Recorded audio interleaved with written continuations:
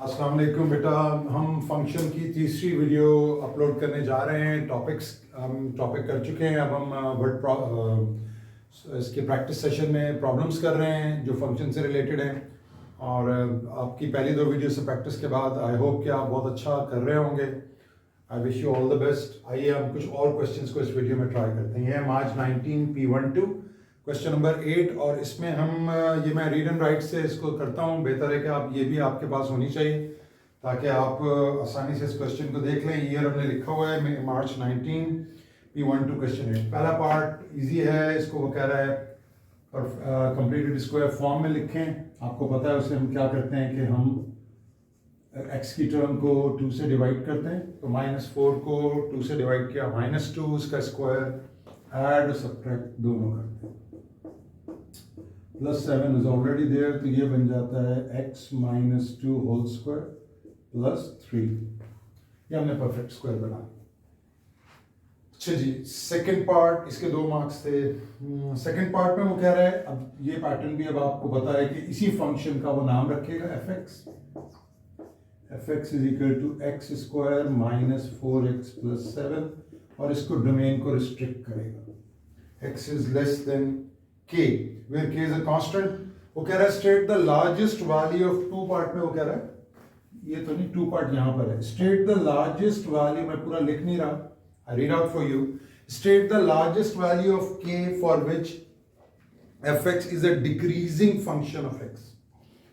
देखिए आगे हम डेरिवेटिव्स में पढ़ेंगे इंक्रीजिंग और डिक्रीजिंग फंक्शंस क्या होते हैं।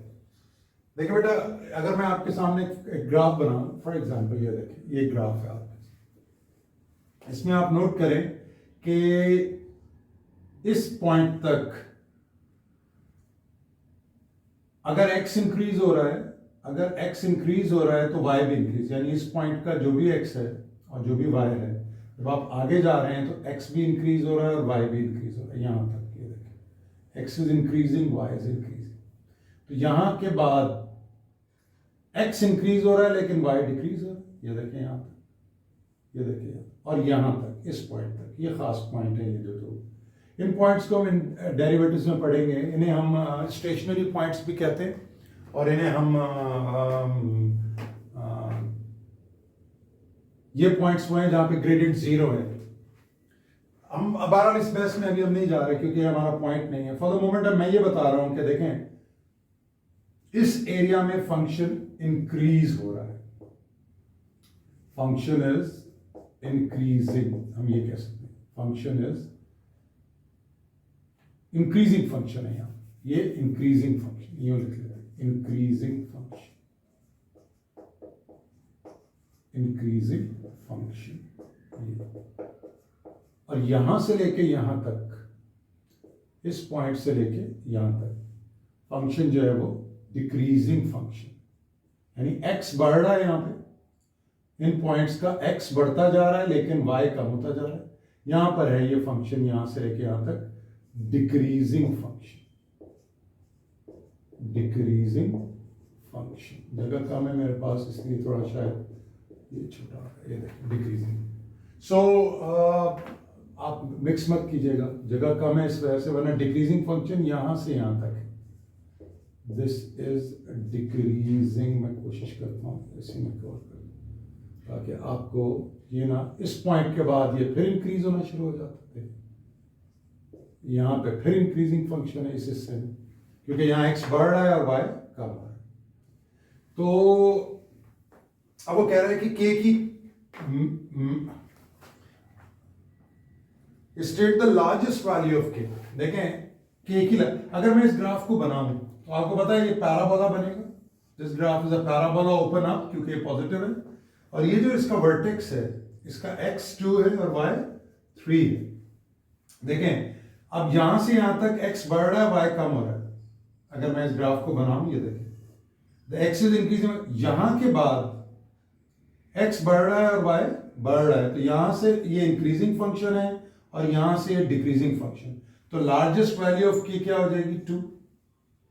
देखिए अगर मैं इस ग्राफ को यहां से लेके यहां तक, ग्राफ डिक्रीजिंग है और ये लार्जेस्ट वैल्यू है x की, इससे पीछे सारे x इस 2 से कम है, तो यहां k की वैल्यू हो जाएगी 2।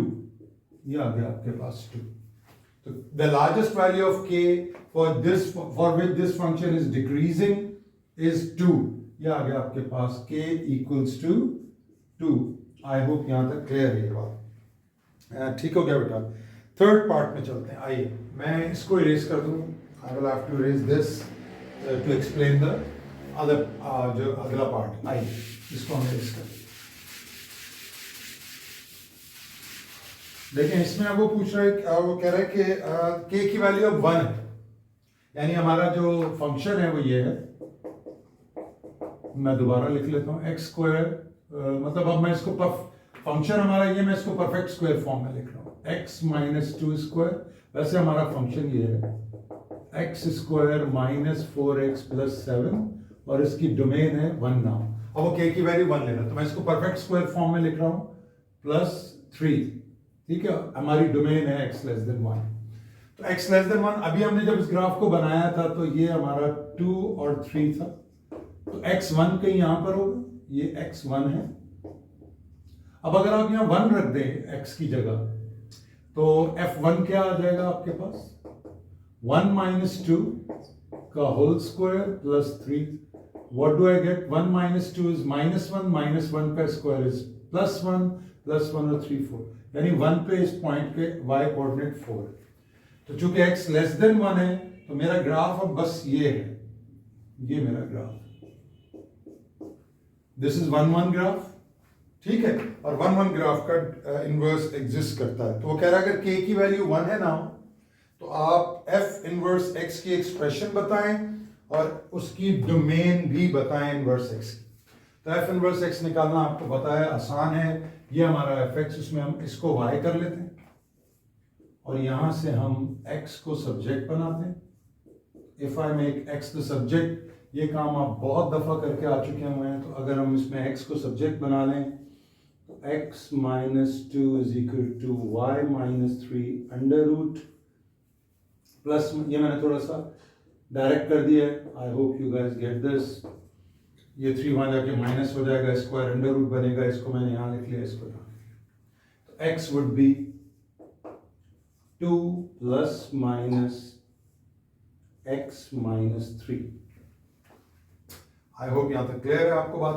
प्लस लेना है या माइनस, अच्छा x की जगह हम लिख देते हैं f इनवर्स x और y की जगह हम x कर देते हैं। अच्छा यहाँ y था, ये y था, तो जब मैं x की जगह f इनवर्स x लिखता हूं, तो यहाँ y की जगह x लिख देता हूं। अच्छा ये आ गया x माइनस, प्लस लूं या माइनस, देखें हमें इसकी यह आपको नजर आ रहा है, ओरिजिनल फंक्शन की डोमेन 1 से कम है और रेंज 4 से ज्यादा है। तो इनवर्स फंक्शन की जो रेंज है वो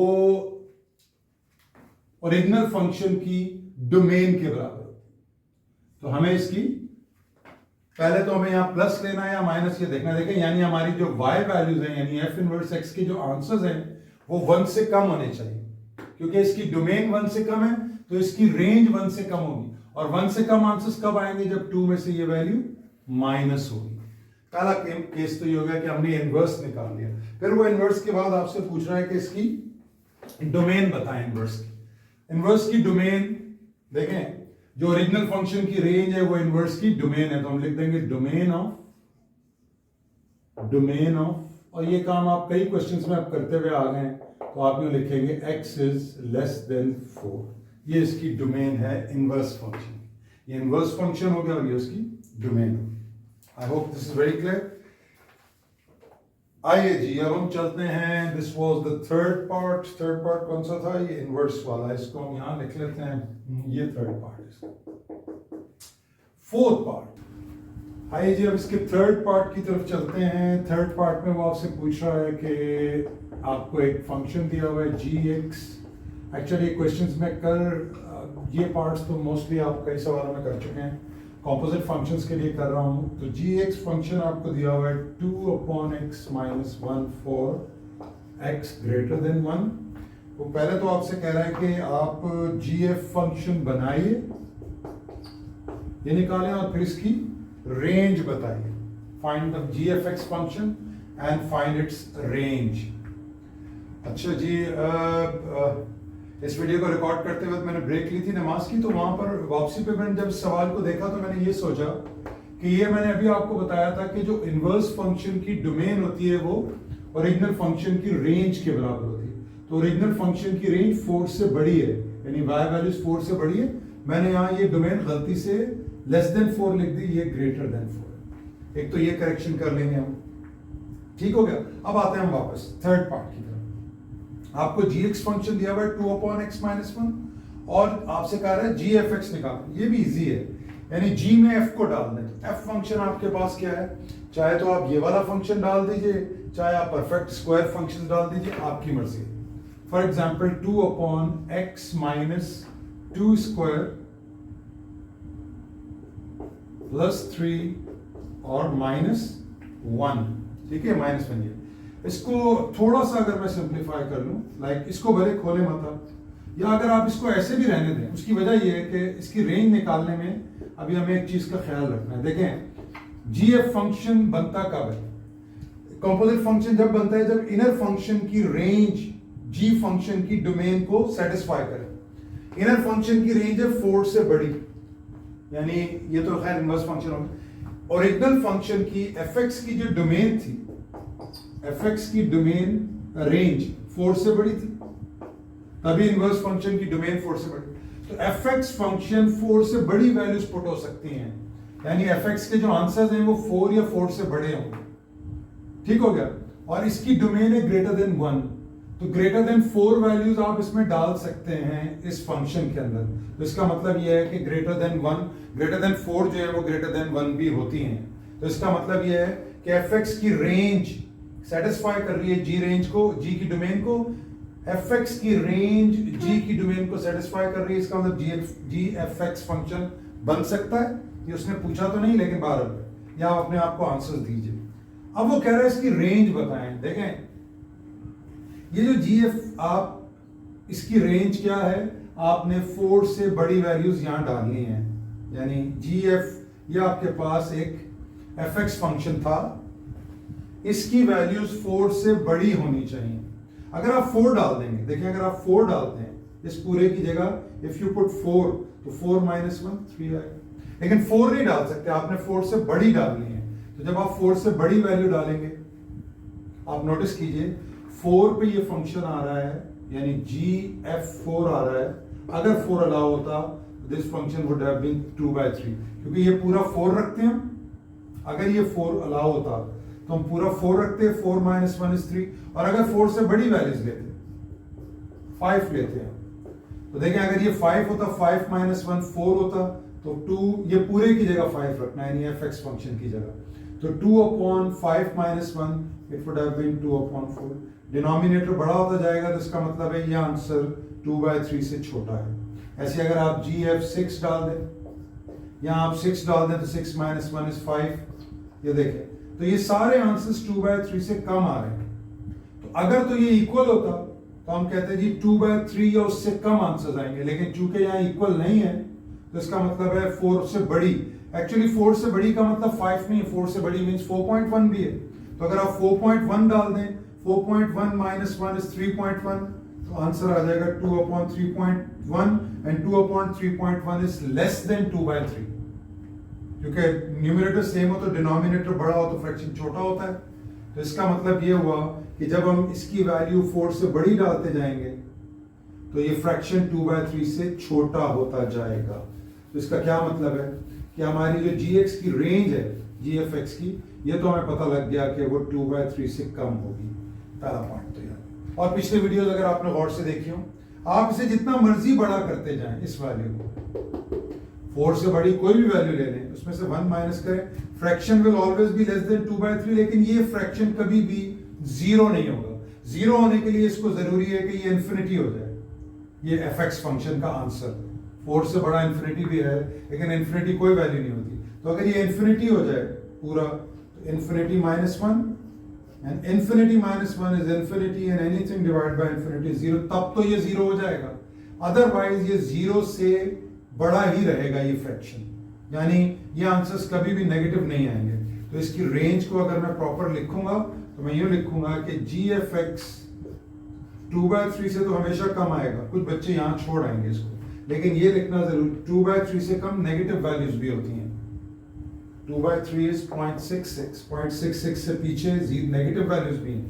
अगर आप नंबर लाइन पे 0.66 बनाएं तो 0 आ जाएगा, ये भी 0.66 से कम है और पीछे चले जाए तो नेगेटिव। लेकिन इस फंक्शन का आंसर नेगेटिव नहीं आ सकता, no matter how large the X value is.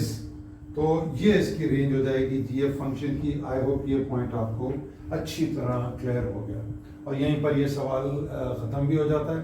आइए हम नेक्स्ट क्वेश्चन की तरफ चलते हैं।